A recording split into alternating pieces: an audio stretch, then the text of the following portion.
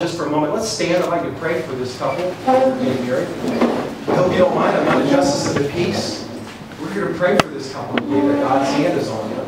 And we're excited for the two of them. Let's bow our heads and go to the Lord. God, we come to you today to honor not just this celebration, but also to honor your hand and your blessing on this marriage.